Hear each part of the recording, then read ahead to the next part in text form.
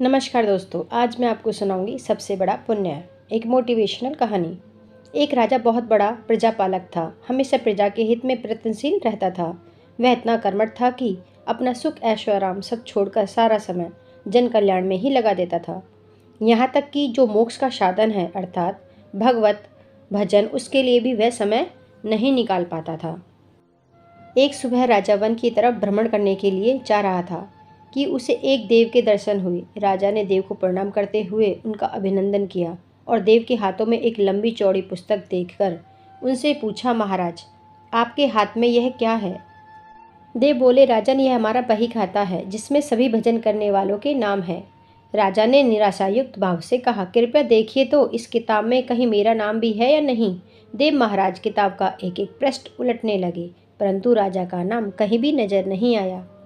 राजा ने देव को चिंतित देखकर कहा, महाराज, आप चिंतित ना हो, आपके ढूंढने में कोई भी कमी नहीं है। वास्तव में ये मेरा दुर्भाग्य है कि मैं भजन कीर्तन के लिए समय नहीं निकाल पाता और इसलिए मेरा नाम यहाँ नहीं है। उस दिन राजा के मन में आत्मग्लानि सी उत्पन्न हुई, लेकिन इसके बावजूद उन्होंने इसे नज़रअंदाज कर दिया और पुनः परोपकार की भावना लिए दूसरों की सेवा करने में लग गए। कुछ दिन बाद राजा फिर सुबह वन की तरफ टहलने के लिए निकले तो उन्हें वही देव महाराज के दर्शन हुए। इस बार भी उनके हाथ में एक पुस्तक थी। इस पुस्तक के रंग और आकार में बहुत भेद था और यह पहली वाली से काफ़ी छोटी भी थी। राजा ने फिर उन्हें प्रणाम करते हुए पूछा, महाराज, आज कौन सा बही खाता आपने हाथों में लिया हुआ है? देव ने कहा, राजन, आज के बही खाते में उन लोगों का नाम लिखा है जो ईश्वर को सबसे अधिक प्रिय हैं। राजा ने कहा, कितने भाग्यशाली होंगे वे लोग, निश्चित ही वे दिन रात भगवत भजन में लीन रहते होंगे। क्या इस पुस्तक में कोई मेरे राज्य का भी नागरिक है?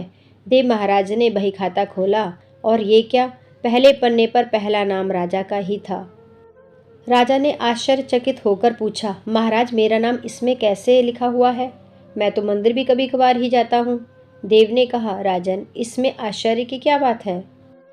जो लोग निष्काम होकर संसार की सेवा करते हैं, जो लोग संसार के उपकार में अपना जीवन अर्पण करते हैं, जो लोग मुक्ति का लोभ भी त्याग कर प्रभु के निर्बल संतानों की सेवा सहायता में अपना योगदान देते हैं, उन त्यागी महापुरुषों का भजन स्वयं ईश्वर करता है।